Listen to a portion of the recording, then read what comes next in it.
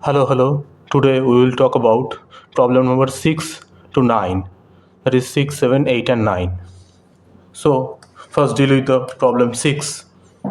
Here they ask to find the dimensions of the specific heat capacity C, the coefficient of linear expansion alpha and the gas constant R. And correspondingly, three equations are given. That is Q, heat, is equal to mc, m is mass, T2 minus T1 is temperature difference, and C is the specific heat capacity. And LT is equal to L0 into 1 plus alpha T2 minus T1. And the gas for the gas constant R, we have PV is equal to nRT. From there we can say R is equal to PV over NT.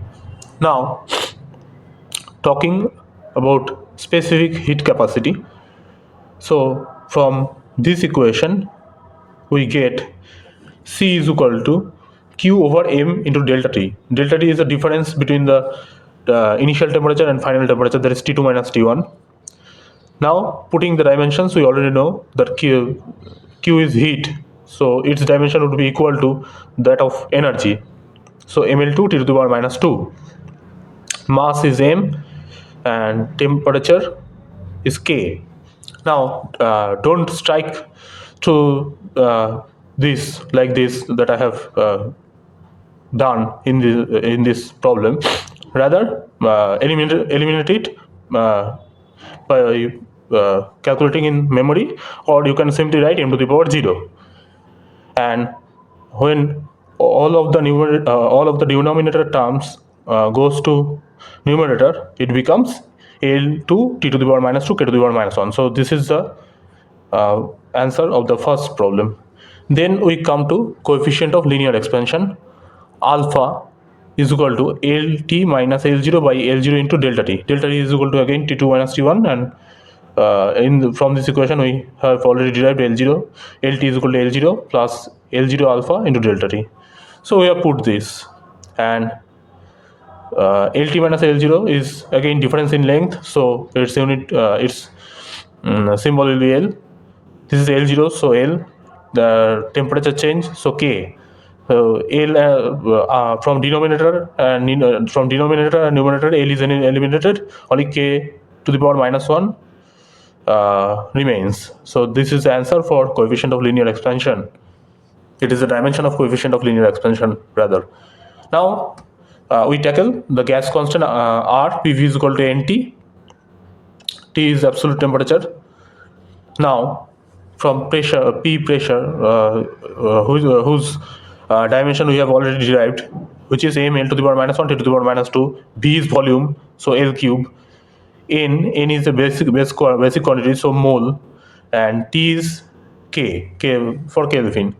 So rearranging this, we get mL2 T to the power minus 2 K to the power minus 1 mole inverse. It is the answer for gas constant. Now we move on to the question number 7. Generally, we take mass, length and time to be the fundamental quantities. Here, instead of mass, they are asking to take force, length and time to, they are asking to take force as fundamental quantity. So taking force, length and time to be the fundamental quantities, they ask us to find the dimensions of density, pressure and momentum. Now we have momentum and energy. Now before figuring out all their dimensions, we first convert the quantity m to f. Now we get from Newton's second law we know F is equal to ma. So F is equal to m into acceleration a, whose dimension is L T to the power minus 2. So dimension of m is equal to F L to the power minus 1 T to the power 2 in terms of force, length and time. So density, we know mass over volume. So mass is basically F L to the power minus 1 T to the power minus 2. We put it here in the numerator, and in denominator we put volume L cube. So after calculation we get F L to the power minus 4 T to the power 2. Now pressure is equal to force per area. but we have to calculate using force as fundamental quantity. So force becomes F and area is L square. When L square goes to the numerator, it becomes F L to the power minus 2. Then we have to calculate momentum, which is mass into velocity. Mass is m, velocity is L to the power minus 1, but m is equal to F L to the power minus 1 to the power 2. So putting it here and multiplying it with L to the power L t to the power minus 1, we get F L to the power 0 t, or Ft. It is the answer for momentum. And for energy is equal to, if we take kinetic energy, half mv square. So mv square's dimension would be the dimension of energy. So m becomes F L to the power minus 1 to the power 2, and velocity square, that is L to the power minus 1, its whole square. So it becomes F L to the power minus 1 t to the power 2, L to the power 2, t to the power minus 2. Calculating it, we get F L t to the power 0, so is equal to the final answer is Fl. Now moving on to problem number 8, which says suppose the acceleration due to gravity at a place is 10 meter per second square, find its value in centimeter per minute square. Now acceleration due to gravity, g is equal to 10 meter per second square, which is given. We can write it 10 meter over 1 second square. Now 1 second square can be written as 1 second into 1 second. Now we calculate that 1 meter is equal to 100 centimeters. So using unitary rule, we get 10 meter is equal to 1000 centimeter.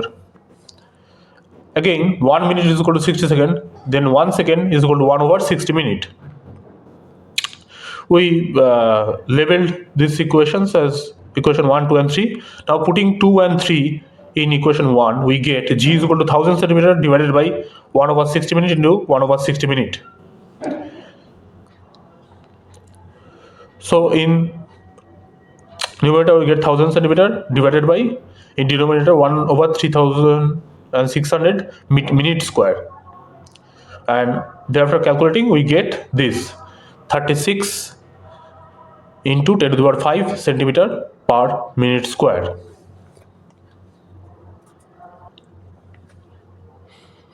Now finally we move on to the last problem of today, that is problem number 9. It says the average speed of a snail is 0.020 miles per hour and that of a leopard is 70 miles per hour. Convert these speeds in SI units. That is, we have to calculate it in meter per second, which is SI unit. Now we know 1 mile is almost equal to 1.6 kilometer, that is 1600 meter, and 1 hour is equal to 16 to 60 seconds is equal to 3600 seconds. Then for snail, average speed is equal to 0.020 miles per hour is equal to 0.020 miles divided by 1 hour, right?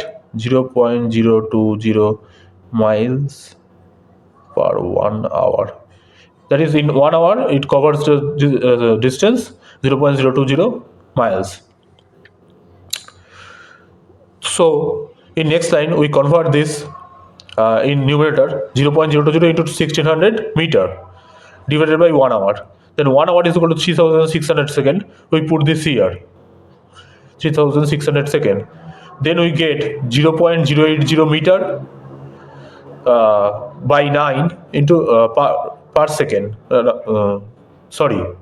We get 0.080 divided by 9 meter per second, which is almost equal to 0.0090 meter per second, or roughly 0.089 meter per second, which is the answer for snail speed in SI unit. Now for a leopard, average speed is equal to 70 miles per hour. Again, similarly, we convert them in meter per second. So in numerator, we get 70 into 1600 meter divided by 3600 seconds. So we get 280 meter per 9 seconds. And when we divide 280 by 9, we get almost an answer almost equal to 31 meter per second. So that's all for today, guys. Hope you will enjoy it. So gives it a thumbs up and share to your friends, and kindly subscribe to my channel to watch more such videos. Thank you.